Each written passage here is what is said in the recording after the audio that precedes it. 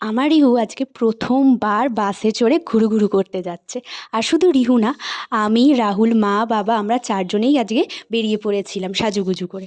আর আজকে আমরা এসেছি আমার মাস্তুতো দিদির ছেলের অন্নপ্রাশনে।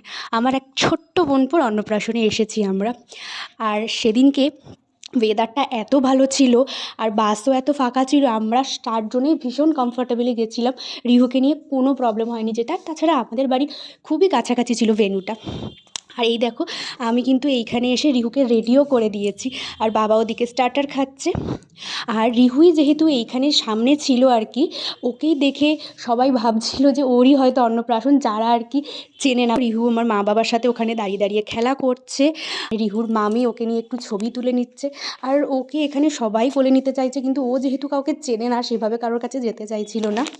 আর এই হচ্ছে আমাদের আজকে সেন্টার অফ অ্যাট্রাকশন, আমার দিদি, জামাইবাবু আর আমার ছোট্ট মিষ্টি বোন। এই তো দেখো, এখানে রিহু সবার সাথে ওই যখন একটু চিনতে পেরেছে, তখন কমফর্টেবল হয়েছে সবার সাথে, তখন একটু খেলা করছিল। তারপর আমি আর মা এদিকে রিহুকে নিয়ে বসেছিলাম, আর রাহুল আর বাবা ওদিকে খেতে চলে গিয়েছিল, যেহেতু অনেকটা রাত হয়ে গিয়েছিল। তাই আমরা আর বেশি দেরি করিনি, রিহুকে নিয়ে বাড়িও ফিরতে হবে। আর ওয়েদারটা কিন্তু আস্তে আস্তে খারাপ হচ্ছিল, ওইদিকে বিদ্যুৎ চমকাচ্ছিল, তাই আমরা বেশি লেট করিনি। আর এই যে দেখো, এটা হচ্ছে খাবার জায়গা। এই যে বাবার প্রায় খাওয়া শেষের দিকে, রাহুলেরও খাওয়া হয়ে গেছে। আর যেহেতু ওখানে বাফে ছিল, তাই জন্য আমি ওখানে মানে খাবার দাবারের কোনো ভিডিও আর করতে পারিনি। তো এই যে আমি আর মা এখন খেয়ে নেবো। খাওয়া দাওয়া করে এবার আমরা বেরিয়ে পড়েছি, এখন প্রায় 10টা মতো বাজে। তো এবার চলো বাড়ির দিকে রওনা দেওয়া যাক। Good night.